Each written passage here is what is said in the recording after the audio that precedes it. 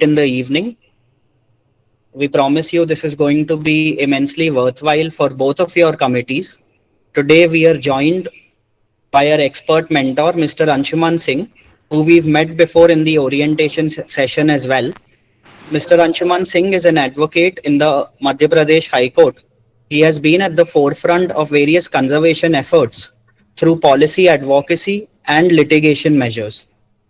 Now, going beyond the courtroom and policy forums, Mr. Anshuman Singh has also been the most pivotal player in this Chhatra Paryavaran Sansad, of which we are all honored to be a part of. Therefore, the floor is yours, sir. Thank you so much, Vasu. Thank you, Amreshwar, and all the young boys and girls. So we are here for a very significant session on wetlands. बच्चों, ये शब्द जो हैं इससे डरना नहीं है, कभी भी भयभीत नहीं होना। सुनने में बहुत टेक्निकल लगती हैं ये बातें, लेकिन उतनी टेक्निकल नहीं हैं। और I must give you the background. All these things are protected by law, right? The entire environment is protected by some law somewhere. और इस कॉन्फ्रेंस में हम लोग वही ढूंढने की कोशिश कर रहे हैं कि हम चीज देखते तो हैं, कुछ सामने दिखता है हमको और हमको मालूम है ये गलत है, इसको ठीक करना चाहिए क्योंकि ये एनवायरमेंटली डैमेजिंग है, एनवायरमेंट के किसी एस्पेक्ट को डैमेज कर रहा है। लेकिन somewhere we feel a little short कि हमको ये जानकारी नहीं है कि इसको हम कैसे प्रोटेक्ट करें या इसके प्रोटेक्शन का लॉ कहाँ से अप्लाई करता है। I hope that is not on. Alright, so we are just trying to simplify things for you, that the entire world which seems to be very complicated in terms of environment, आप सुनते रहते हैं नाम, कहीं forest protection act, कहीं wild life protection act, फिर आप सुनते हैं एनवायरनमेंट प्रोटेक्शन एक्ट या water conservation rules, all these rules, biodiversity act, they may sound to be very complicated at the first blush. यानी शुरू में सुनने में ऐसा लगता है कि बड़ा भारी कानून है, कोई उसको कैसे समझेंगे, और कोई एक्ट है। अपने आप में चीज़ें भय पैदा करती हैं किसी भी साधारण व्यक्ति। हम लोग भी जब शुरू में पढ़ते थे तो ये सब नाम सुन के बहुत प्रभावित होते थे, लेकिन हम आपको एक तरीका बताते हैं जिससे चीज़ें बहुत सिंप्लीफाई हो जाती हैं। जैसे ही आप कोई एक्ट देखते हैं या कोई कानून देख रहे हैं जो हर चीज़ से जुड़ा है, लेकिन आपका विषय चूंकि कंजर्वेशन से जुड़ा हुआ है इसलिए हम लोग कंजर्वेशन की बात करेंगे। वो पर्टिकुलर एक्ट, वो रूल, वो लॉ किसी ना किसी एक चीज के कंजर्वेशन प्रिजर्वेशन से डील करता है। इसका मतलब है कि अगर कंजर्वेशन की आवश्यकता उसको पड़ रही है, यानी उसको किसी चीज से थ्रेट है, उसके डिस्ट्रॉय होने के चांसेस हैं, डिप्लीट होने के चांसेस हैं, तो उसको बचाने के लिए ही हमने वो लॉ बनाया है। तो जब वो लॉ नहीं था तब उस समस्या को देखते हुए, for instance wild life protection act, just for instance wild life protection act which was brought into force in 1972, उसके पहले वाइल्ड लाइफ को प्रोटेक्ट करने का कोई लॉ नहीं था। 1927 का एक पुराना फॉरेस्ट एक्ट था, लेकिन वाइल्ड लाइफ से डील नहीं करता था। तो वो लॉ जब कंसीव किया गया तो उसके पीछे लॉजिक यही थी कि वाइल्ड लाइफ को बचाना है अपने को, जंगल में जो जानवर घूम रहे हैं उनका अंधाधुंध शिकार हो रहा है, उसको रोकना है। तो उसको बनाने के लिए वो लॉ बना। जब भी कोई लॉ बनेगा उसका एक ऑब्जेक्टिव रहेगा, जिस पर्पस से वो लॉ बनाया गया। फिर उसको क्यों बचाया जाए और कैसे बचाया जाए, उसके पीछे उसके प्रोविजंस शुरू होंगे। सबसे पहले वो उस चीज को डिफाइन करेगा कि हमको किसको बचाने की जरूरत है ना। किसी भी चीज को डिफाइन करना जरूरी है, नहीं तो कैसे मालूम चलेगा कि हम किस चीज के लिए लॉ बना रहे हैं। तो उस चीज से या उससे रिलेटेड सारी चीजों की पहले डेफिनेशंस देंगे। डेफिनेशन देने के बाद उसको बचाने वाली अथॉरिटी क्रिएट होगी उस लॉ में। कौन सी अथॉरिटी उस काम को इम्प्लीमेंट करेगी, फिर उस अथॉरिटी में कौन कौन रहेगा, उसके पावर्स क्या रहेंगे, उसके फंक्शंस क्या रहेंगे, वो सब डिफाइन होते होते आगे बढ़ेगा एक्ट और बताएगा कि अब इस अथॉरिटी की रिस्पॉन्सिबिलिटी है कि इस एक्ट के पर्पस को वो अचीव करे, यानी कि जिस कारण से वो एक्ट बनाया गया है उस पर्पस को अचीव करे वो अथॉरिटी, और उस अथॉरिटी को वो एक्ट के पर्पस को अचीव करने के लिए पावर्स एंड रिस्पॉन्सिबिलिटीज दी गई हैं। फिर वो एक्ट डिफाइन करेगा कि यदि कोई व्यक्ति इस एक्ट के प्रोविजंस का वायलेशन करता है तो उसका कॉन्सिक्वेंस क्या होगा। जैसे वाइल्ड लाइफ प्रोटेक्शन एक्ट में बताया गया कि साहब अगर आप हंटिंग करेंगे एनिमल्स की तो आपको उसकी सजा मिल सकती है, जेल जा सकते हैं। तो पीनल प्रोविजंस जिसको हम कहते हैं, पनिशमेंट के प्रोविजंस को पीनल प्रोविजंस कहते हैं, है ना। तो वो दो प्रकार के पनिशमेंट होते हैं। कौन कौन से दो पनिशमेंट होते हैं? एक तो लगता है फाइन, उस फाइन का अमाउंट डिसाइडेड रहेगा, और दूसरा होगा कि अगर ज्यादा वायलेशन है तो जेल भी जा सकते हैं। तो दो प्रकार के प्रोविजंस देते हुए कुछ कुछ चीजों को करते हुए वो एक्ट कंप्लीट हो जाएगा। हर एक्ट का यही टेनर रहता है। जितने भी कंजर्वेशन के एक्ट देखेंगे आप, जितने भी रूल्स देखेंगे, वो सबसे पहले डिफाइन करेगा कि किस पर्पस के लिए बना है, उसकी डेफिनेशन क्या रहेगी, कौन सी अथॉरिटी उसके कंजर्वेशन पे काम करेगी, उसके पावर्स, ड्यूटी, रिस्पॉन्सिबिलिटी क्या रहेंगे, और उस एक्ट का वायलेशन करने वाले को क्या सजा मिलेगी। यही, चाहे वो एनवायरमेंट प्रोटेक्शन एक्ट हो, चाहे वो फॉरेस्ट कंजर्वेशन एक्ट हो, चाहे वाइल्ड लाइफ प्रोटेक्शन एक्ट हो, चाहे जो अब आप रूल्स देखने वाले हैं जिसका नाम है wetland conservation and management rules 2017, right. इस पर्टिकुलर प्रोविजन को, इस रूल को हम थोड़ा सा विस्तार से देखेंगे, and we will try to simplify it for you so that you are able to understand this thing better, right? Has everyone followed? Please take notes when I am explaining these things to you. I'll tell you when you have to take notes. केवल notes में उलझना मत, ठीक है। मैं बताऊंगा आपको कि कहाँ नोट लेना है, वहां पर आप उस चीज का नोट ले लेना। I will share my entire PPT also later on with you so that you have something to refer to as a reference document. It will have statistics, data, flow charts and all those things which you have. So we are today dealing with three very crucial things. One is wetland, two is rivers, three is coastal areas. Coastal areas are the areas which are on the shores of the sea, right? And India is a peninsular land which has sea on three sides. We have rivers inside and we have wetlands. Now all these three things seem to be overlapping. कहीं कहीं ऐसा लगता है कि wetland तो river भी wetland हो सकती है, कोस्टल एरिया भी वेटलैंड हो सकता है। तो अपन इन सबको अलग अलग करके देखने की कोशिश करेंगे कि लॉ इसको अलग अलग कैसे देखता है, एंड किस किस की रिस्पॉन्सिबिलिटी है कि हम इसको अलग अलग करके अलग अलग तरीके से इसको बचाने का प्रयास करें। कौन अथॉरिटीज हैं, वो क्या काम कर रही हैं, अभी तक सफल हो पाए हैं कि नहीं, इन चीजों को चैलेंज किया है। We'll try to identify everything. So we keep it very simple.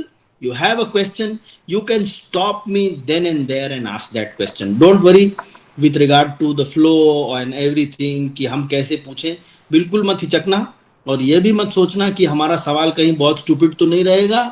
आपको मैं बता दूं, सबसे स्टूपिड सवाल सबसे लॉजिकल सवाल रहता है, क्योंकि कितना भी कॉम्प्लिकेटेड लॉ क्यों ना हो, आखिर वो कॉमन सेंस पर बेस्ड रहता है, ठीक है कि नहीं। Every law is based on good sound common sense, and that is what you are going to see here, right. So we start with our today's session on wetlands. So first it is, as I told you, कि अगर wetland है तो सबसे पहले तो ये मालूम करना चाहिए है कि wetland किसको कहते हैं, ठीक है कि नहीं। So let us have the slides please. You are changing? So what is a wetland? अब इसका बैकग्राउंड मैं आपको बता दूं पहले, ठीक है कि नहीं। सबसे पहले नदियों को संरक्षण था, भारत में नहीं था। वैसे शास्त्रों में संरक्षण है नदियों का, बहुत सारी बातें लिखी हैं, लेकिन कोई स्पेसिफिक लॉ से प्रोटेक्टेड नहीं थी हमारी रिवर्स। लेकिन उन रिवर्स के पोल्यूशन से रिलेटेड कई लोकल लॉज स्टेट्स में कहीं कहीं बने हुए थे रिवर से, क्योंकि रिवर तो डायरेक्टली सिविलाइजेशन से जुड़ी हुई है। सारी बड़ी सभ्यताएं रिवर्स के बैंक्स पे ही पनपी बढ़ी, चाहे वो जबलपुर क्यों ना हो, चाहे वो बनारस हो, जितनी भी आप बड़ी सिविलाइजेशंस को देखेंगे वो सब रिवर्स के बैंक्स पर ही रही, क्योंकि फ्रेश वाटर की अवेलेबिलिटी बहुत आवश्यक होती है जीवन के लिए। लेकिन रिवर्स के अलावा बहुत से ताल तालाब ऐसे क्षेत्र थे जिनको कोई संरक्षण नहीं था, हमारे यहां ही नहीं, विश्व में नहीं था। So what happened was that one of the visionaries in Iran conceived the idea कि हमको अपने वाटर बॉडीज को प्रोटेक्ट करना जरूरी है।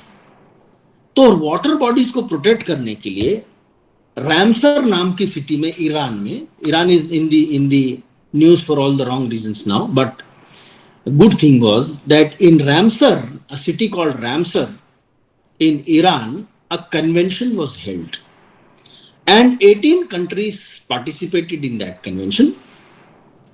And in February 1971,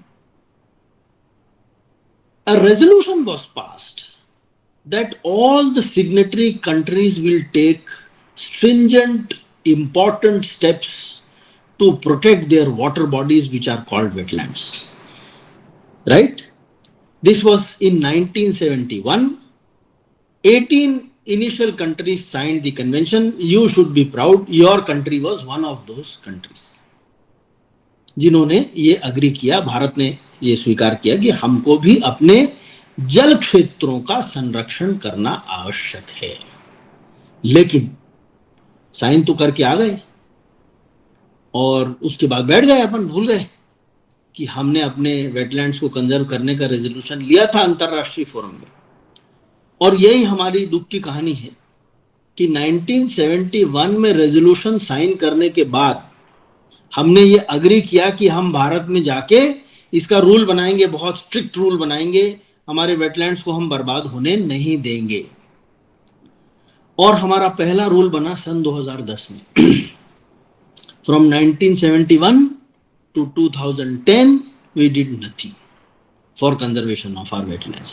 So what we committed in 1971, for the first time, we acted upon it in the year 2010 when the wetland conservation rules of 2010 were formally passed in exercise of powers under the Environment Protection Act. Please note down that the wetland conservation rules are framed under the environment protection act. सरकार को वो power मिलता है। अब वो define करता है कि वेटलैंड क्या है, ठीक है कि नहीं।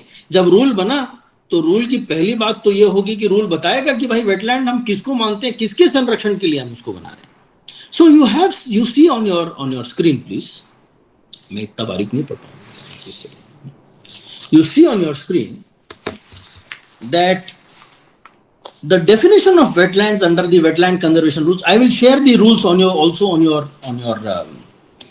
WhatsApp group, तो आप उसको और भी बेहतर समझ पाएंगे। जो आज बात सुन रहे हैं उसके आधार पर फिर उसके बाद रूल्स देखना, पहले से पढ़ के समझने की कोशिश करने की आवश्यकता नहीं, ठीक है। हम लोग उसको सिंप्लीफाई करते हैं, फिर हम बताएंगे क्या क्या उसमें देखना जरूरी है।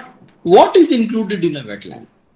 You see, generally understood wetland एक तालाब नुमा जलाशय है जो कि बहुत शैलो भी हो सकता है, थोड़ा बहुत डीप भी हो सकता है। बहुत डीप वाटर बॉडीज को हम इसमें इंक्लूड नहीं करते हैं वेटलैंड कंजर्वेशन रूल्स में।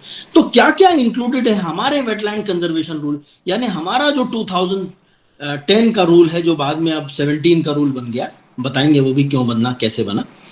तो उसमें क्या इंक्लूडेड है, you see on your left what is included.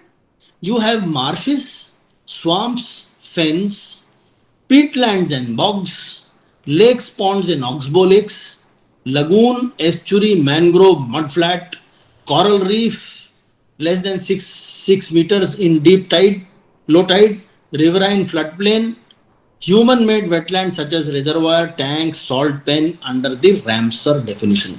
अब बार बार Ramsar शब्द इसलिए आएगा कि हमने जो रूल बनाया है वो इसलिए बनाया है कि हमने रैमसर कन्वेंशन में इस बात की शपथ ली थी कि हम ऐसा रूल बनाएंगे, ठीक है। इसलिए इन कंजर्व वेटलैंड्स को बोलचाल की भाषा में हम रैमसर वेटलैंड्स भी कहते हैं।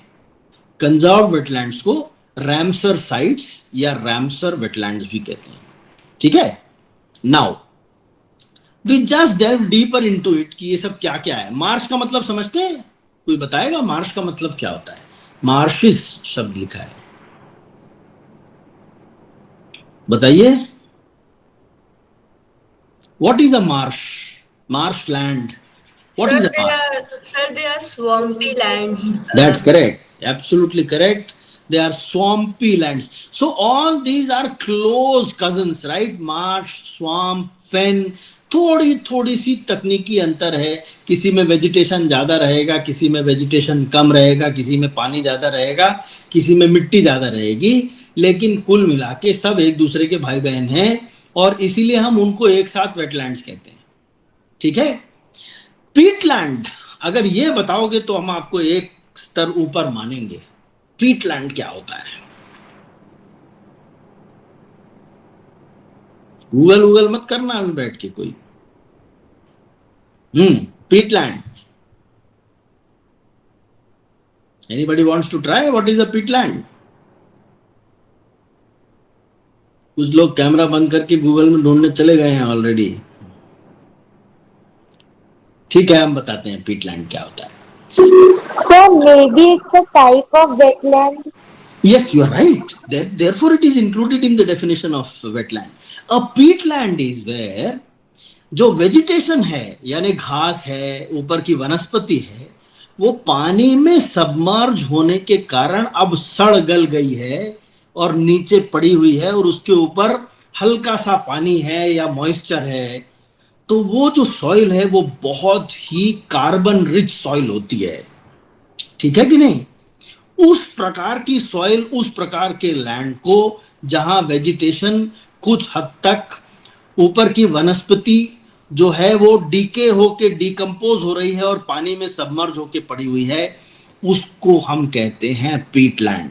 सॉइल और वेजिटेटिव मैटर का मिक्सचर होता है पीटलैंड, ठीक है। तालाबों के आसपास अक्सर मिलता है, खास तौर पर शैलो तालाबों के आसपास। ये इसलिए बहुत ज्यादा जरूरी है और इसलिए इसको वेटलैंड की डेफिनेशन में इंक्लूड किया गया है, क्योंकि पीटलैंड वर्ल्ड का 1/3 ग्राउंड कार्बन सिंक है। पूरे विश्व का ग्राउंड कार्बन का 1/3 रिजर्वायर जो है वो पीटलैंड्स में होता है, ठीक है। आगे चल के अपन देखेंगे, इसीलिए इसको भी वेटलैंड की डेफिनेशन में इंक्लूड किया गया है। Lakes, ponds, oxbow lakes, these are all forms of lakes and ponds. Lagoons, lagoon, you know what is a lagoon? Where the sea enters the land a little bit is a lagoon. Estuary, you know what an estuary is? Sir, when the river meets the sea, that area is called estuary. Absolutely correct. Where the river meets the sea, the water is neither fresh nor salty completely, right? उसकी जो salinity है वो अलग अलग degrees में change होती है। यदि नदी की तरफ बढ़ेंगे तो सेलेनिटी कम हो जाएगी, समुद्र की तरफ बढ़ेंगे तो सेलेनिटी बढ़ती चली जाएगी। ये अपने आप में एक बड़ा विचित्र इकोसिस्टम होता है जिसको हम एस्चुरी कहते हैं। किसी एक एस्चुरी का उदाहरण दे पाएंगे जो बहुत क्रूशियल इकोसिस्टम है भारत के लिए? Any estuaries that you would want to remember where the river meets the sea? Gairmatha. Hey, you cannot speak. It is only for students. Please go ahead. Sundarbans are a great estuarine ecosystem, right? You know Sundarbans? The mangroves of Sundarbans? Which state? Sir, Bangladesh. Bengal. West Bengal. भाई बांग्लादेश कौन बोला? हम state पूछ रहे हैं, तुम देश बता रहे हो। हाँ, बांग्लादेश में भी है, you are right, but in India it is in the state of West Bengal, right? That's a very peculiar ecosystem, right? has its own very diverse and a different kind of ecology. We'll come to all those things later on. So coral reefs, you know, those are mangroves, mud flats. Mud flat Bharat में है क्या कहीं?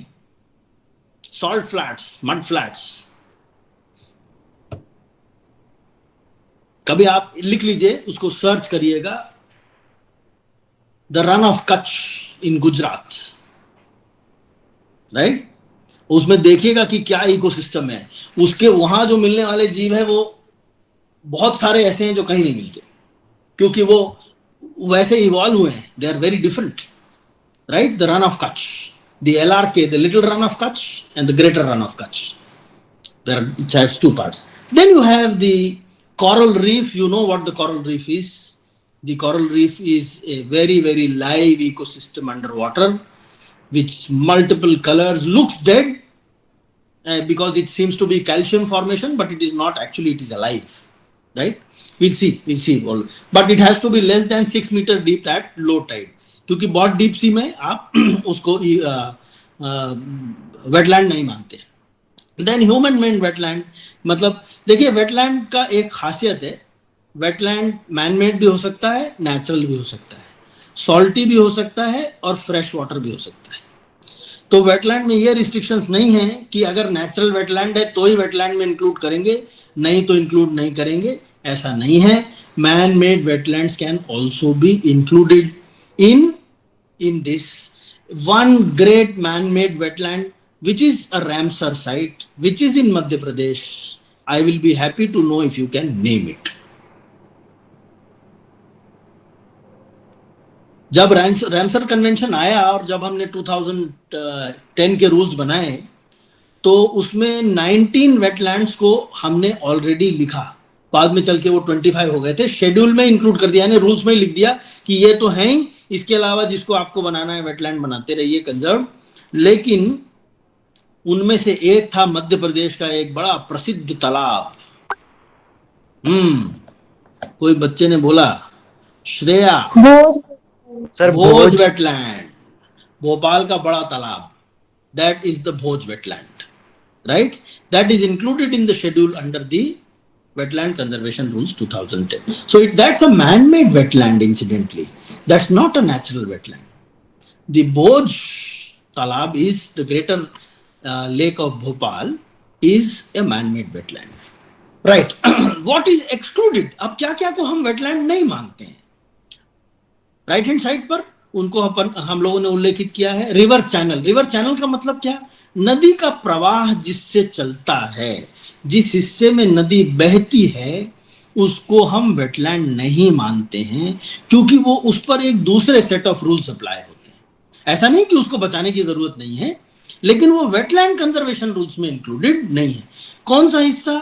The channel in which the river runs, उसके side में जो उसके flood plains हैं, ध्यान से सुनिए इस बात को, रिवर के साइड के फ्लड प्लेन्स हैं वो वेटलैंड्स हो सकते हैं, लेकिन रिवर का चैनल वेटलैंड नहीं हो सकता हमारे रूल्स के तहत।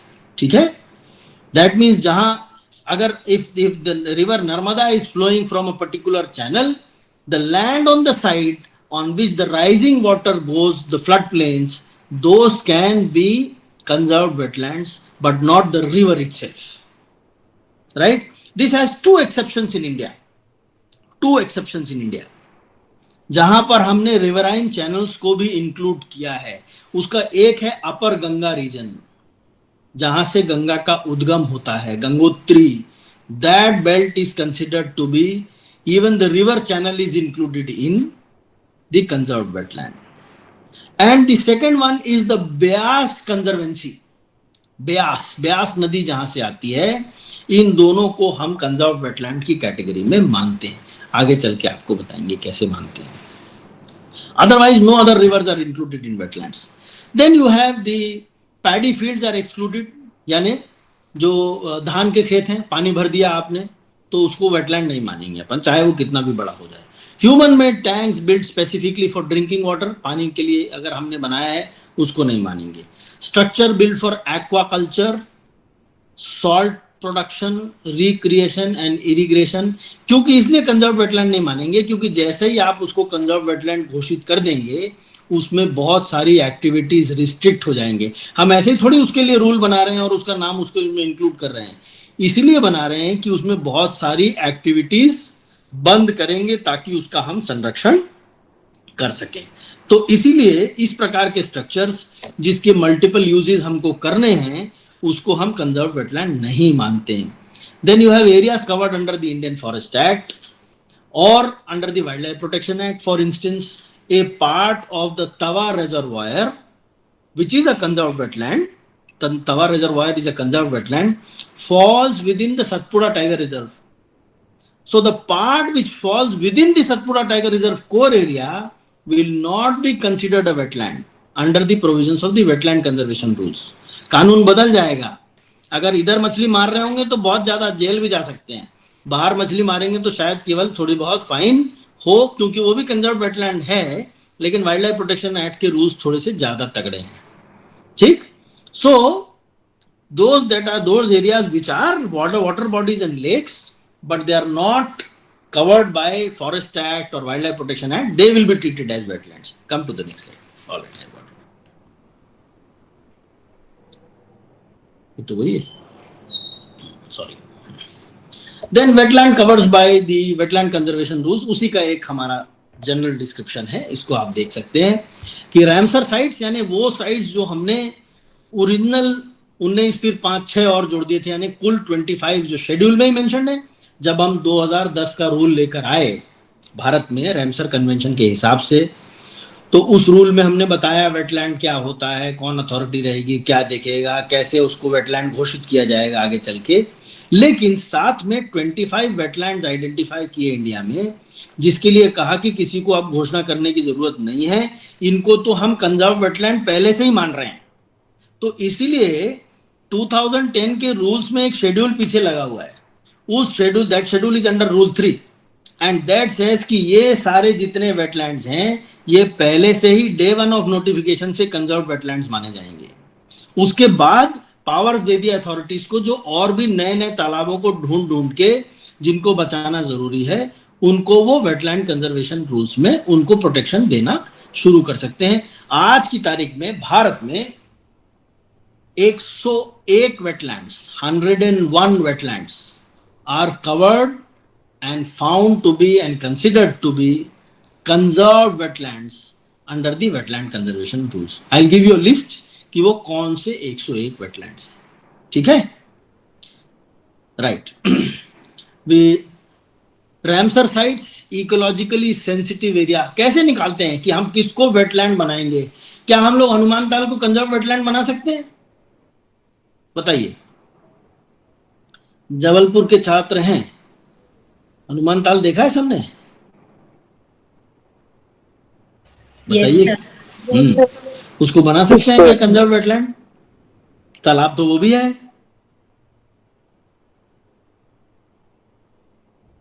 बना सकते हैं? नहीं सर। क्यों नहीं बना सकते? आप दिखाई देंगे तभी हम आपकी बात सुनेंगे। बताइए क्यों नहीं बना सकते? Why can Hanuman Tal not be declared? We can't hear you, Shrishti. I'm sorry. Sir कुछ सर्कमस्टेंसेस होते होंगे एक वेटलैंड बनाने के लिए। तुमको एक मिनट रुक जाओ बेटा। हाँ सृष्टि बताइए क्या बता रहे हैं? I will hear. फिर आवाज नहीं आ रही है आपकी। Can't hear you please. बताओ क्या? हाँ क्या सर्कमस्टांसेस होते होंगे भैया? प्रबलीन वांट्स टू से, गो अहेड प्रबलीन। सर मे भी हनुमान ताल में ऐसा कुछ मतलब मछलियों को मारा नहीं जाता है, तो इसलिए कंजर्वेशन की इतनी नीड नहीं है अभी वहां पे। That can be one reason, you are right. पर किसी भी तालाब पर जहां बायोटिक या एंथ्रोपोजेनिक प्रेशर बहुत है, यानी ह्यूमन प्रेशर बहुत ज्यादा है, उसको आप कंजर्व वेटलैंड नहीं बनाते, क्योंकि वो इकोलॉजिकली इंपॉर्टेंट होना चाहिए। ठीक है कि नहीं? यानी वो सेंसिटिव है, उसको हमें बचाना जरूरी है। तो this is because you will find that there are so many factors which are included and therefore we consider only those wetlands essentially to be included as conserved wetlands which are ecologically very important, right? So you have in front of you 6 categories, 6 factors to consider before you decide that a particular wetland is requiring protection and therefore has to be reserved. पहला तो Ramsar sites हैं, जो हमारे 25 wetland जिनको हमने पहले से ही मान के रखा था कि ये तो बहुत जरूरी है, जिसमें भोज है और सांभर लेक है, बहुत सारी दूसरे तालाब.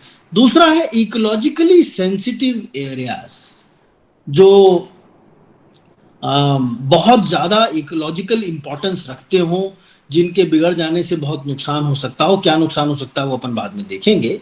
उनको हम कंजर्व वेटलैंड बनाते हैं. यूनेस्को वर्ल्ड हेरिटेज साइट, हमारे कुछ वेटलैंड्स ऐसे हैं जो यूनेस्को की वर्ल्ड हेरिटेज साइट्स में इंक्लूडेड हैं. ठीक है, अभी आगे बात करेंगे कि उनमें से कौन कौन से wetlands UNESCO world heritage site में इंक्लूडेड हैं. फिर हाई एल्टीट्यूड वेटलैंड, जो लद्दाख में और यहाँ वहाँ ऐसे बहुत ऊंचाई पर हैं, बहुत ज़्यादा सेंसिटिव हैं वो वेटलैंड्स, उनको बचाना बहुत ज़रूरी है, उस क्षेत्र की इकोलॉजी के लिए बहुत ज़रूरी है, उनको हम बचाते हैं. लार्ज वेटलैंड कॉम्प्लेक्सेस, कोई लार्ज वेटलैंड कॉम्प्लेक्स उसको कहते हैं जहाँ कई वेटलैंड्स आपस में एक दूसरे से जुड़े हों. कॉम्प्लेक्स हम उसी को कहते हैं ना, घरों का कॉम्प्लेक्स भी तो वही रहता है ना, कि बहुत सारे घर एक साथ बने हुए हैं, उसको हम कॉम्प्लेक्स कहते हैं. शॉपिंग कॉम्प्लेक्स जैसा होता है, वैसे ही वेटलैंड कॉम्प्लेक्स भी वो जगह होती है जहां कई वेटलैंड्स आपस में इकोलॉजिकली या एक्वाटिकली कनेक्टेड हो. इकोलॉजिकली कनेक्टेड हो यानी उनकी इकोलॉजी जो है आपस में जुड़ी हुई हो, या उनका पानी एक्वाटिक आपस में जुड़ा हुआ हो, तो हम उसको कॉम्प्लेक्स कहते हैं. तो लार्ज वेटलैंड कॉम्प्लेक्स हैं. इसके कुछ उदाहरण हैं, कुछ उसके मेजर्स हैं कि 2500 मीटर और ये सब दुनिया भर के मेजर, उतनी टेक्निकलिटी में आपको जाने की जरूरत नहीं. Then number 6 is wetlands identified by central CWRA. What authority? That is the wetland regulatory authority, which is under an authority under the rules, जो जिसको वो आइडेंटिफाई करे और कहे कि इसको हमको संरक्षण देना जरूरी है. तो इन 6 कैटेगरी को हम कंजर्व वेटलैंड बनाते हैं, इनको ऐसे आइडेंटिफाई करते हैं. ठीक, we come to the next one. Now this is a list of the notified 101 wetland conservation sites in India. You can see that I have highlighted a few of them just for your reference. जितने हमने highlight किए हैं इसको आपको अपनी research में पढ़ना है. ठीक है, अलग से पूरे 101 नहीं पढ़ पाओगे, इसलिए हमने कुछ को हाईलाइट किया है. Sokar is in Ladakh, which is very very peculiar, has a very different biodiversity. Then you have the Beas Conservation Reserve, which we just discussed, which is in Punjab. You know why Punjab is called Punjab? Anybody can answer that? Sir, it is the land of Because five it rivers. is formed. Sir, because it is formed You are by the absolutely five. Land of right. five All of rivers. you have answered correctly. The land of the 5 rivers. Name them, please. We'll be happy to hear the names. Ravi, Byas, Satluj, and Chenab. And सबसे बड़ी वाली भी तो भूल ही गए अपन. Jhelum. Sir, Satluj, Byas, Chenab, Jhelum and Ravi. अरे इंडस को भूल जाएंगे क्या अपन? Right, it is the land of the 5 rivers. Because you see, when Punjab was named as Punjab, it was not the Punjab in India only. It was Punjab which has gone to Pakistan also. So the entire land which formed Punjab was well drained, well provided by these 5 great rivers, and therefore the name Punjab. Anyway, Beas Conservation Reserve is a very significant conservation reserve which you have to just find out on the internet when you go. Then you have Rajasthan has 2 very significant which you should try to find out. One is the Keoladeo National Park. इसको हम दूसरे नाम से भी जानते हैं, जिसको हम भरतपुर बर्ड सेंचुरी कहते हैं. Bharatpur bird century is part of the Keoladeo National Park ecological zone. Then you have the Sambar Lake, which is known for a great number of migratory birds which come. Please note down, there was an incident in the Sambar Lake a few years ago. आपको मालूम करना है कि क्या incident था वो. Right, there was an accident. What was that? What was identified? क्या कारण था उसका? क्यों ठीक, कैसे ठीक किया हमने उसको? ठीक, The next one is Upper Ganga, which we just discussed. Then Gujarat has Nal Sarovar. I would want you to find out about Nal Sarovar also. Madhya Pradesh has two very significant, many of them, of course, but for now, about 5 of them have been included as conserved sites. जो भोज wetland है जिसकी बात आप अभी कर ही रहे थे, उसके अलावा Shakya Sagar, Sirpur wetland, Yashwant Sagar, Tawa reservoir.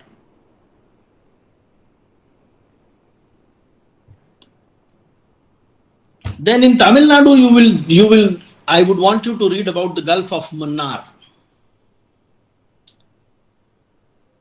The Gulf of Munnar is also, I believe, an estuary where the backwaters and all those ecosystems flourish. Then Tamil Nadu, incidentally, has the maximum number of Ramsar sites in India. Tamil Nadu is followed by Uttar Pradesh. हम लोग बहुत पीछे हैं. हम मध्य प्रदेश में हम लोगों को अपने तालाबों की ज्यादा चिंता नहीं है. ये बड़ी दुख की बात है. अभी हम उसकी एक कहानी और बताएंगे आपको थोड़ी देर से. Odisha has a very significant place which is called the Chilka Lake. So you read about the Chilka Lake also. Then you have the West Bengal, the Sundarban wetland. Then in Manipur, you should find out about the Loktak Lake. और बड़ा peculiar ecosystem है और cohabitation, great example of humans and nature living together is Loktak Lake. We'll talk about more about that a bit later. Incidentally, the Loktak Lake is there in front of you now. This is how it looks like if you fly above. Why does it look like this? What you are seeing in these circles and rectangles are actually is actually aquatic agriculture which is being practiced. And this is a peculiar example of cohabitation, nature, humans living together, humans into agriculture, humans into tourism, all kinds of activities, and yet the ecosystem continues to flourish, survive because of some very responsible practices. One of the great examples of responsible tourism practices, responsible agriculture practice is the Manipur's Loktak. इसके बारे में आप विस्तार से पढ़िएगा. ठीक है. The largest freshwater lake in the northeast is a Ramsar site since 1990. Initially हमने मतलब रूल बनाने के बहुत पहले से इसको Ramsar site बना दिया था. Then famous for the floating mats of vegetation and soil. इस पर वो खेती भी करते हैं, इस पर सारी उनकी सब्जी होती है. मॉन्ट्रू रिकॉर्ड में है क्योंकि बहुत सेंसिटिव साइट है. तो जितनी बहुत ज़्यादा सेंसिटिव साइट्स होती हैं रैमसर की, उनको हम मॉन्ट्रू रिकॉर्ड में प्रिजर्व करते हैं. ये इसका क्या मतलब है, इन सब में ज़्यादा पढ़ने की आपको ज़रूरत नहीं है. Why wetlands matter? Now, I want you to be very attentive for this because this is the crux of the game. कि इतनी लड़ाई, इतना झगड़ा आखिर क्यों, वेटलैंड को बचाना क्यों जरूरी है हमारे लिए. तो वेटलैंड को बचाने के लिए वैसे तो बहुत कारण है, लेकिन अगर हम अपने आप से भी जोड़ें अपने लिए भी, क्योंकि हम लोग हर चीज यही सोचते हैं कि हमारे लिए बचाना इसलिए जरूरी, कहीं ना कहीं वो चीज हमको मदद कर रही है, हमारे काम आ रही है, इसलिए बचाना है. ये सारे जितने एग्जाम्पल्स हैं वो उसी लिए लिखे हुए हैं. लेकिन वेटलैंड को वेटलैंड के लिए भी बचाना जरूरी है. ऐसा नहीं कि हमारे लिए काम का है तो ही बचाएंगे, नहीं तो नहीं बचाएंगे. सो क्यों बचाते हैं? Number 1 is it is nature sponge. It absorbs, keeps a reservoir of a huge amount of water. Whenever there is excess rain, the entire water will go into these large wetlands and it will keep it stored, preserved as a sponge, and it will continue to release that water later on and feed small little rivulets, streams. इन सब को वो जान देता रहेगा आगे चल के. Please Adya, go ahead. You have a question. Adya raised her hand by mistake. All right. You may ask your question later on. Second is it is the kidney of the landscape. What is the role of the kidney in the human body? What is the role of the kidney in the human Sir, body? to purify the impurities In the and in the blood. Yes. So that is what, absolutely right. That is what these lakes do, these water bodies do. The wetlands absorb, keep a lot of water, and then they release it. So there is a circle, there is a cycle which is built where the water keeps going into them and keeps going out, and they act as purifiers of the water. They are carbon sinks because they absorb a lot of carbon dioxide. We'll deal with the land carbon separately, we deal with the air carbon separately, but they are huge carbon sinks. आपको जान के वैसे आश्चर्य हो सकता है ना भी हो कि कितनी अमाउंट ऑफ ऑक्सीजन एल्गी से आती है. Just note down this question. How much oxygen comes from algae in comparison to trees? Trees भी ऑक्सीजन आपको देते हैं और एल्गी भी देते हैं. आप मालूम करिएगा और बाद में अपने ग्रुप पर लिखिएगा कि एल्गी से किस प्रोपोर्शन में ऑक्सीजन आती है, यानी ट्रीज के मुकाबले. ठीक है. It might just give you something different to think about. Right. So these are biodiversity hotspots because they attract a lot of life. They attract a lot of vegetation. They sustain a lot of vegetation. A lot of migratory birds would land on the wetlands. They would live on the wetlands. Some are resident birds which survive for long periods. With the entire life on wetlands, बहुत सारी चिड़िया उसी में रहती हैं. You have a note at the bottom which says 40% of all species live or breed in wetlands. You may make a note of this कि 40% of all species live or breed in the wetlands, and they are vital stopover points. You were, if any of you were in the session of Banu Haralu, who was discussing birds. I don't know if, I don't think this committee's member would have had. She was talking about the Amur falcons and how they congregate around a water body in Nagaland as a stopover point, and to move onwards when they come from Siberia and move towards Africa. The Nagaland wetlands are a very, very important stopover site for them. Then you have the next one which says they are the livelihood engines. इसके पहले वाले आपने slide में देखा है ना कि कैसे एग्रीकल्चर हो रहा है. तो लाइवलीहुड फिशिंग के लिए बहुत बड़ी अपॉर्चुनिटी प्रोवाइड करते हैं वेटलैंड्स, और भी बहुत सारे इको टूरिज्म के लिए. Chilka lake is known for its eco tourism. Bharatpur bird sanctuary. Has anybody been to Bharatpur ever? कोई गया है भरतपुर? जरूर जाइए, लिख लीजिए एक साइड में नोट, वो भी बना लीजिए, भरतपुर जाना है. Don't be serious about that. Whenever you get an opportunity, do visit that site. It's a beautiful place, absolutely beautiful. And what I noticed there when I went to Bharatpur a couple of times, बड़ा विचित्र सा eco tourism pattern है वहां पर, क्योंकि आप गाड़ियों में नहीं घूम सकते भरतपुर में. भरतपुर में केवल रोड्स हैं और रोड्स के अलावा सब कुछ वेटलैंड है, पानी भरा हुआ है, और उसमें बड़ी संख्या में विंटर में माइग्रेटरी बर्ड्स आते हैं. तो when I went there for the first time and I asked my hotel manager, which the hotel was in the perimeter of Bharatpur bird sanctuary, तो कैमरा वैमरा लेके सुबह जब तैयार हुए तो बोले हमारा गाइड कहाँ है? उन्होंने कहा था हम आपको गाइड प्रोवाइड कर देंगे. सो I came out of the hotel and the hotel manager gave me a rickshaw वाला, बोले यही आपका गाइड है.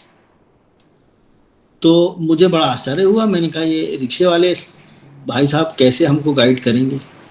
और to my surprise that rickshaw person was one of the best bird guides that I have ever met.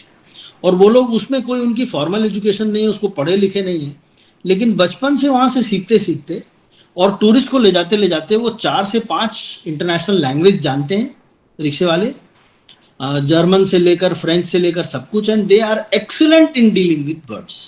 So do visit that site whenever you get an opportunity.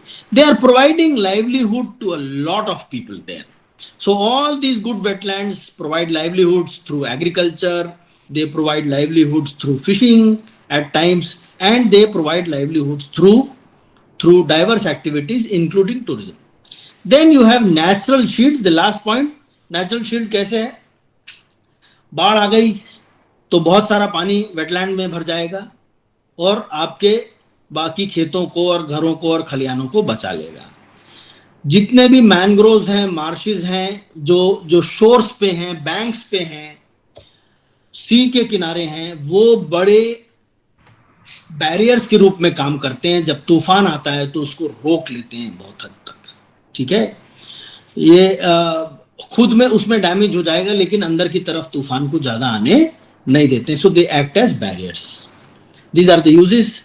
I did not get many photographs, so these are incidentally not to be mentioned. They are photographs that I have had occasion to take somewhere in wetland outside India somewhere. It's in a place called what bird sanctuary it is. It's close to Masai Mara, and this was taken in Africa. These photographs were taken in Africa. You have these wetlands, you have the pelicans flying above, because it's just to show you that they attract a huge amount of bird life. The wetlands always attract a huge amount of bird life. तो इसके अलावा अगर आप केवलादेव वगैरह जाएंगे तो diverse life forms को attract करते हैं, लेकिन बर्ड्स के लिए खास तौर पर वेटलैंड्स बहुत इंपॉर्टेंट होते हैं।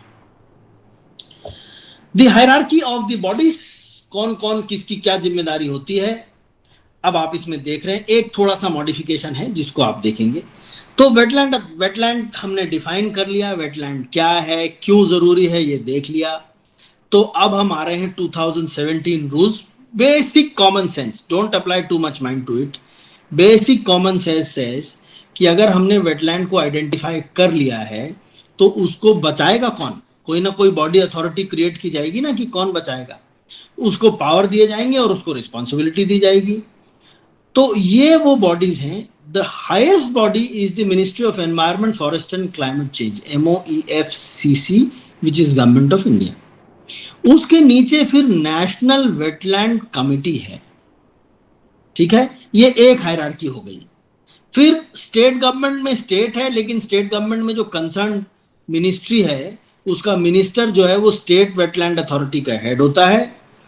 फिर डिस्ट्रिक्ट लेवल पर, यानी ऊपर की जो 2 स्लाइड्स हैं वो नेशनल लेवल की बॉडीज हैं, उसके बाद की 2 स्लाइड्स स्टेट लेवल की बॉडी हैं, और जो सबसे नीचे की वो माइक्रो ग्रास रूट लेवल पर काम करने वाली है वो है district administration and local bodies, जो कि वेटलैंड को बचाने का काम करेंगे। राइट हैंड साइड का बॉक्स देखिए, ये ज्यादा जरूरी है आपके लिए कि वेटलैंड में क्या क्या नहीं करने मिलेगा।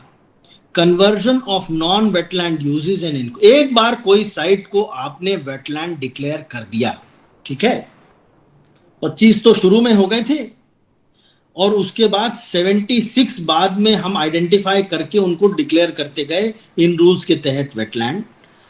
तो उसमें आप क्या क्या नहीं कर सकते, क्योंकि उसको प्रिजर्व करना, कंजर्व करना जरूरी है।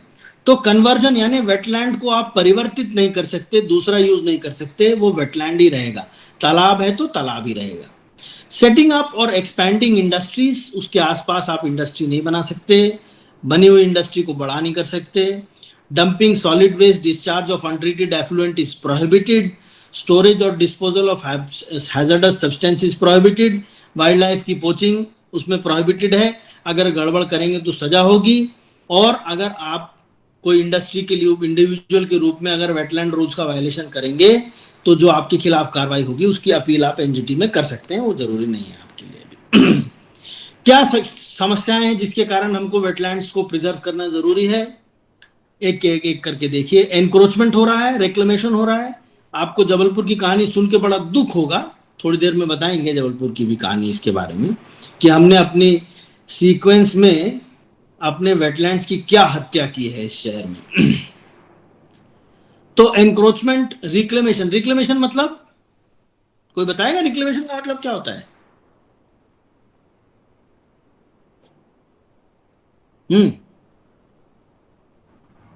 Sir, something that was lost by us, so we like claimed it again afterwards. नहीं, वेटलैंड के सेंस में ये उल्टी बात होती है।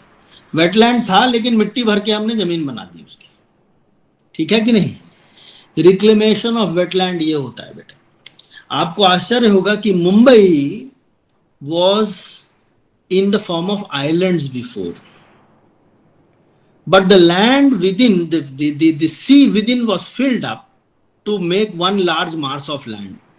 So filling up of a wetland, as Anvesha is answering, filling up of a wetland is reclamation, which means creating land out of a wetland, right? That is reclamation. That is a challenge. उसके कारण wetlands का नुकसान हो रहा है। Pollution, क्योंकि उसमें बहुत सा सीवेज, स्लरेज, शहर का वेस्ट उसमें जा रहा है, अपने शहर के बहुत से तालाब हैं उसमें जा ही रहा है। फिर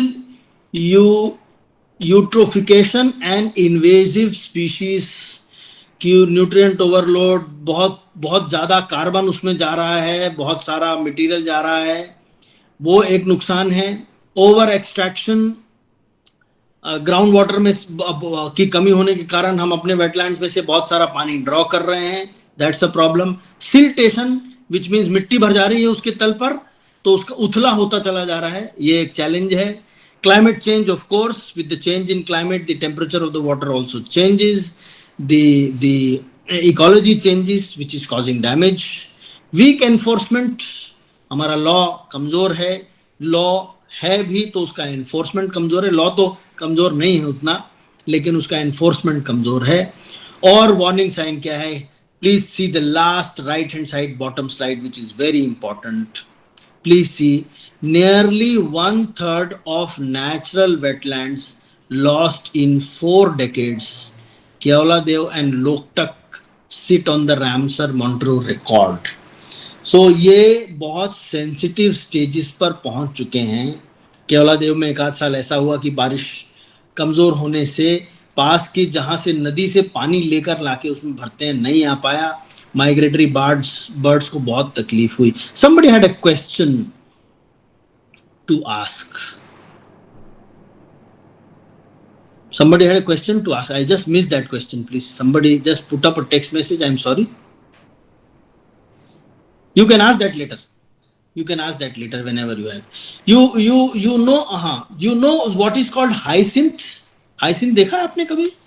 तालाब के ऊपर एक बड़ी शाइनी सी पत्ती के बहुत सारा वेजिटेशन कवर कर लेता है तालाब को, कभी देखा है आपने? सिंघाड़े जैसा दिखता है लेकिन सिंघाड़ा होता नहीं, उसको हाइसिंथ कहते हैं। जल कुंभी बोलते हैं उसको हिंदी में, जल कुंभी, नाम लिख लीजिए, जल कुंभी। ये एक इन्वेजिव प्लांट स्पीशीज है जो बड़ी मात्रा में तालाबों में प्रवेश करके तालाब के पूरे सरफेसेस को कवर करके एक्वाटिक बायोडाइवर्सिटी को डैमेज कर रहा है बहुत सारा, ठीक है, right. Now this is a very important slide for you, all of you, please. You should have very strong attention to this because this concerns you the most. Why? Because this is the case study for Jabalpur. Now in Jabalpur, Bhopal claims itself to be the city of lakes. The true city of lakes was Jabalpur. It had 52 water bodies and wetlands. 52 तालाब थे हमारे, और हमने उनको निपटा के सिरे से, सरकार ने और किसी ने नहीं, गवर्नमेंट ने, क्योंकि आपके जैसे सजग बच्चे उस समय नहीं थे जो सरकार को रोकने का प्रयास करते, तो उस समय सीरीज में एक के बाद एक वेटलैंड्स को भर भर के, तालाबों को भर भर के हमने रिक्लेमेशन किया और रिक्लेम करके हमने वहां पर शहर को बसा दिया। कोई तालाब बताएंगे जो रिक्लेम हो गया आपके शहर में, भर दिया गया जिसको? पूरी दुनिया मालूम होना जरूरी, लेकिन अपना शहर मालूम होना सबसे ज्यादा जरूरी है। बताइए सर। हाथीताल। हाथीताल, ठीक है, और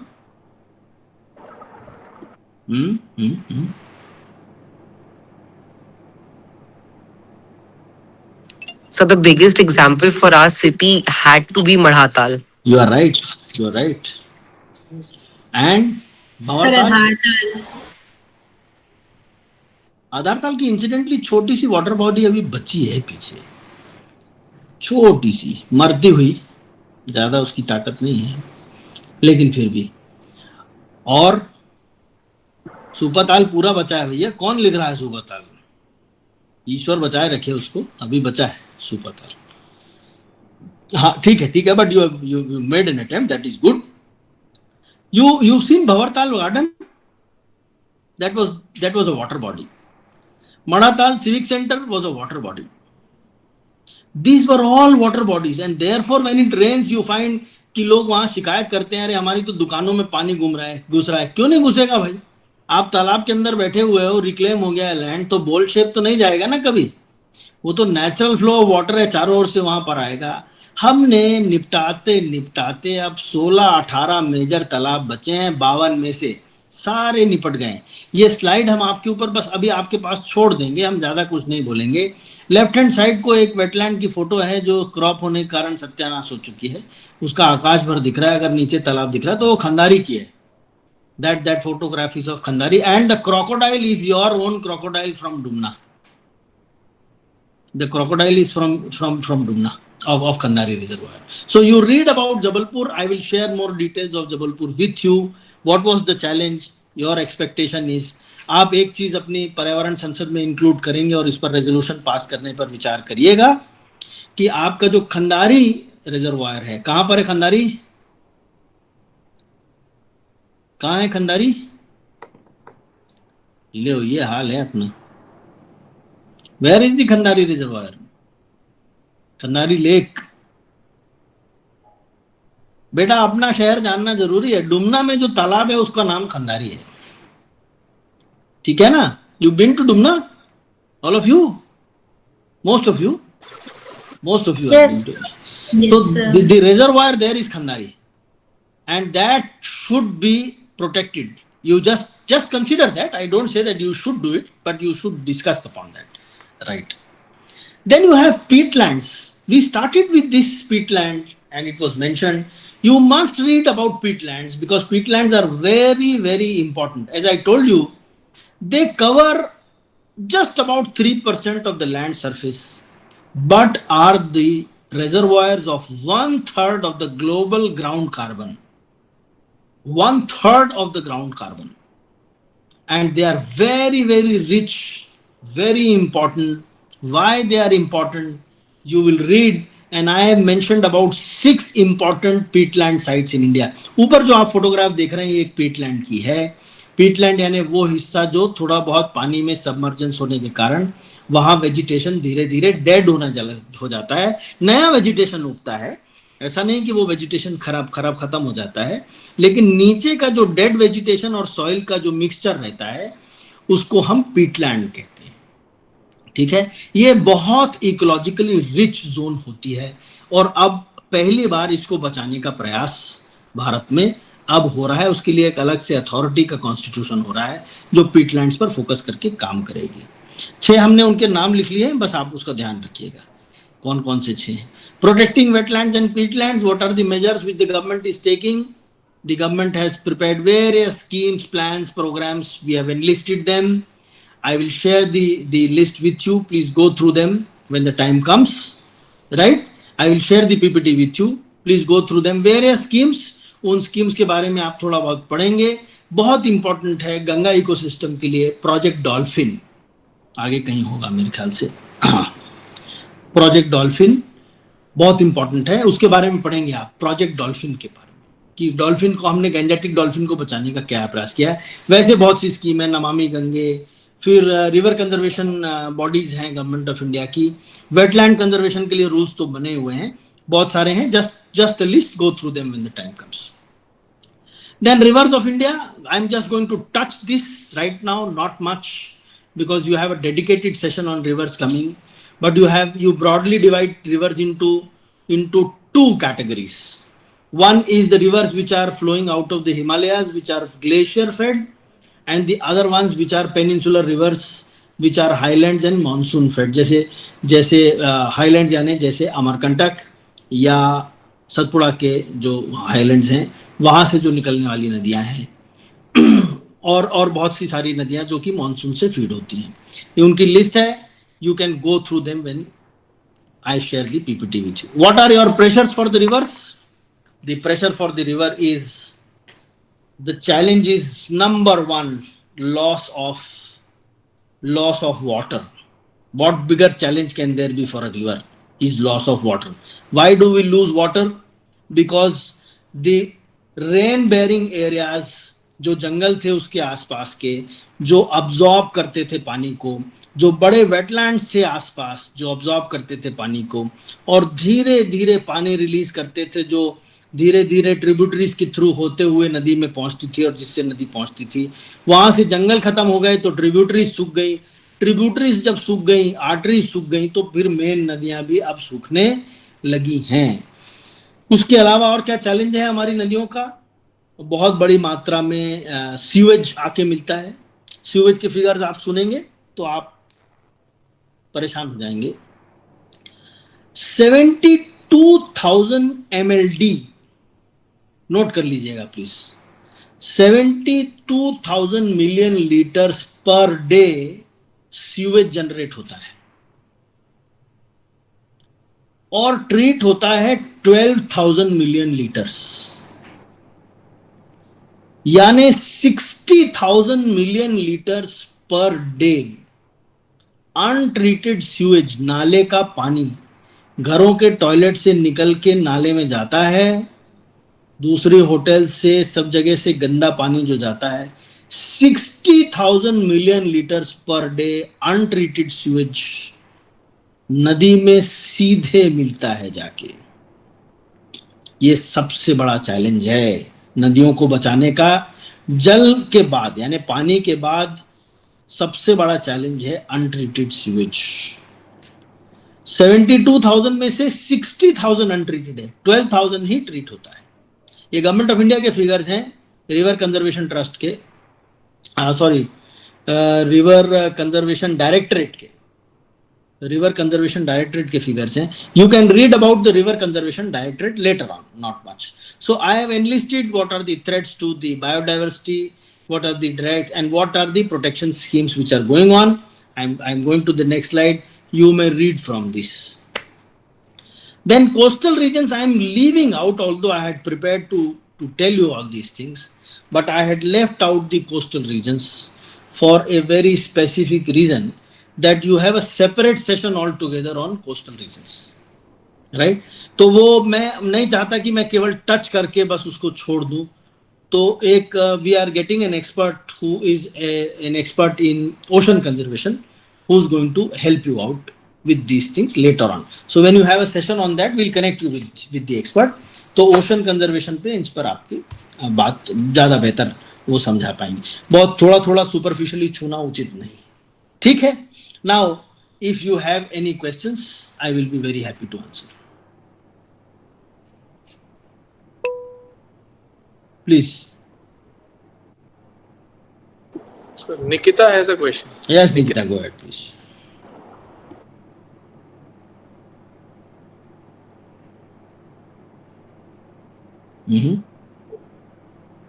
Is that me? I guess so. No, I didn't have a question. I had an answer long time ago. Okay. Kumkum? Sir, my question is that how these wetlands are formed by humans? You see, wetlands are two forms of formation of wetlands. Either they are natural wetlands, right? There are some natural lakes which are formed.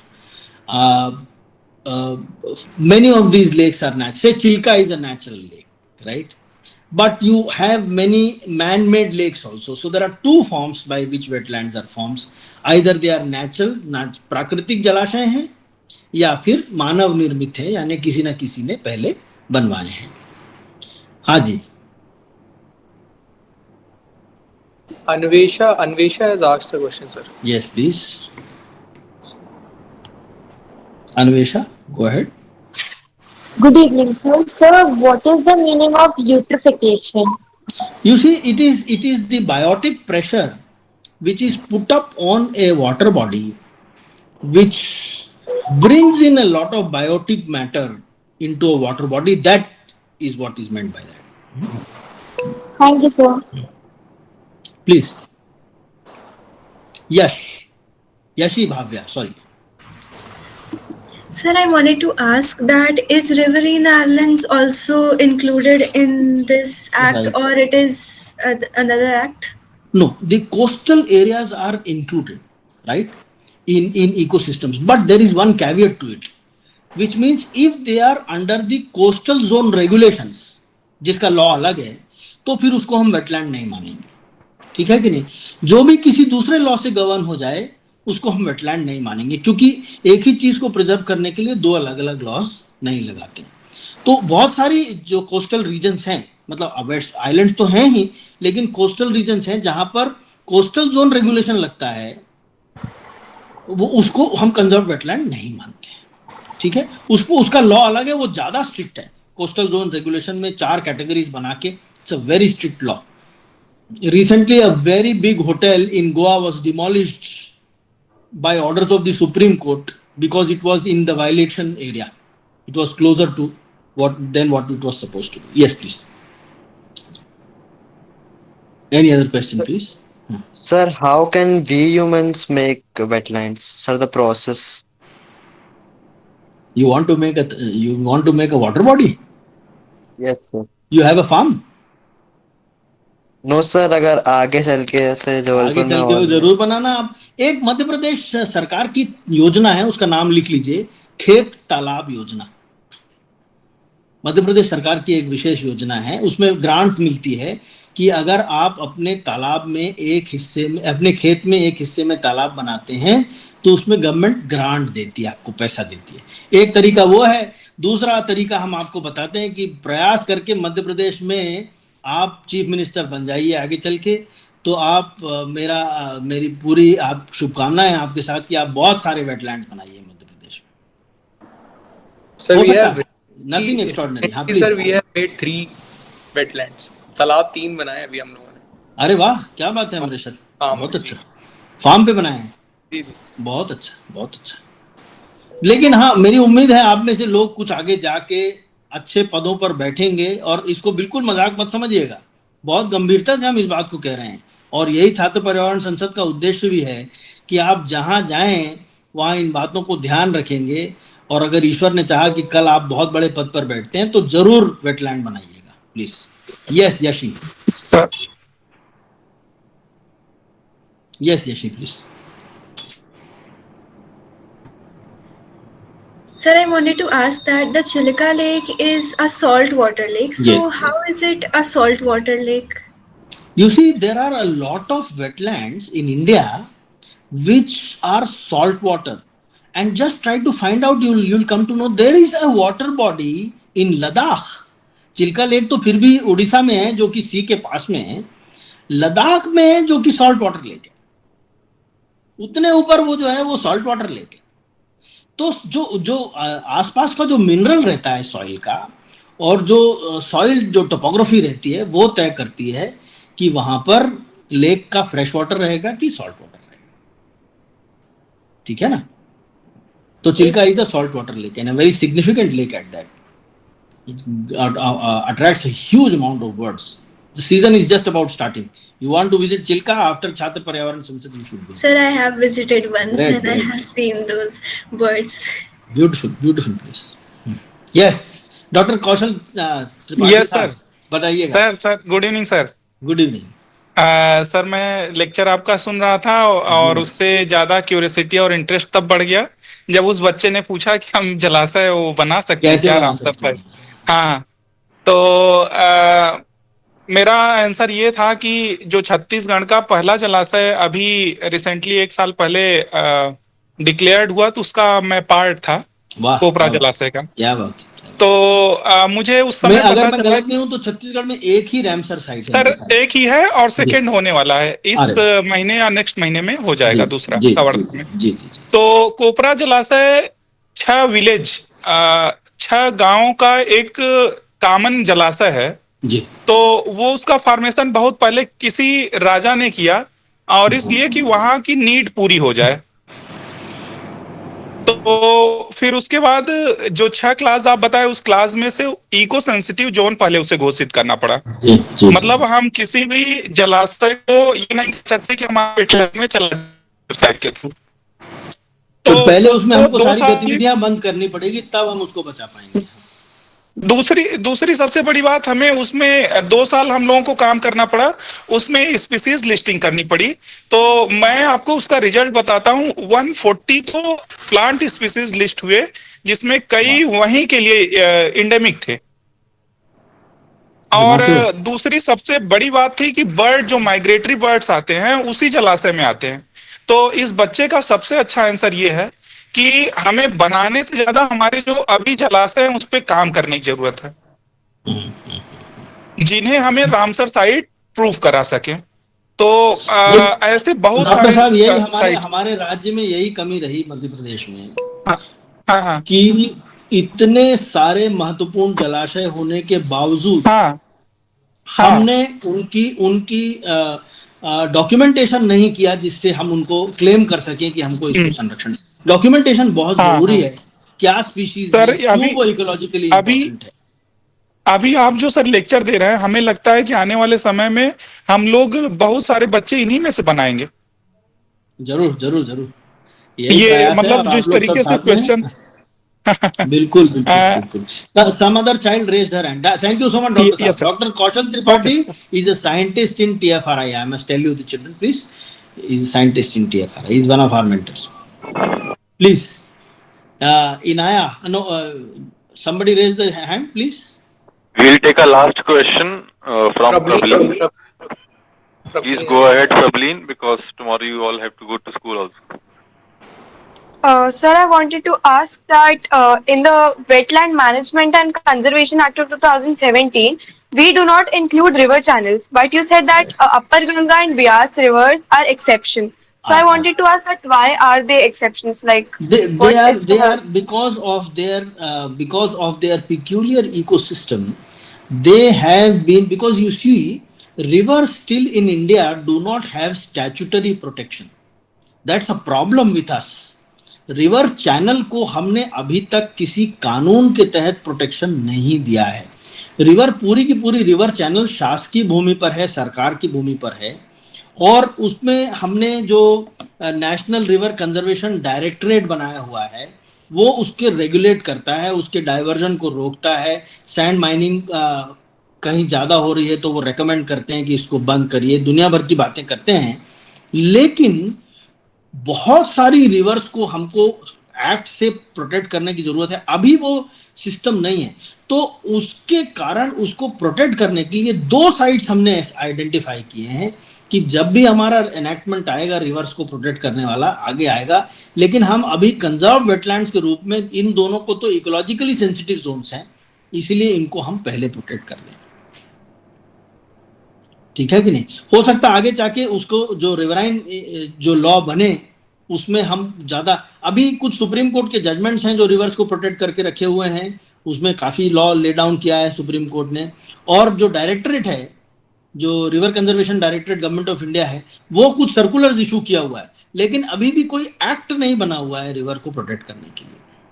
आएगा, शायद बहुत जल्दी समय में आएगा। Right. Any other question? Or Ashish, should we, who asked that question, please? Prableen, sir. Prableen asked. Well, that was a very good question. Very good question. Thank you so much, sir, for such a knowledgeful and insightful session. Absolutely. We are feeling very grateful to have so much of knowledge today, and we'll surely do things to conserve our wetlands in future. Thank you. Thank you. All the best. Thank you so much, sir. Thank you, sir. Bye bye. Thank you sir. Bye bye. Good night. Good night.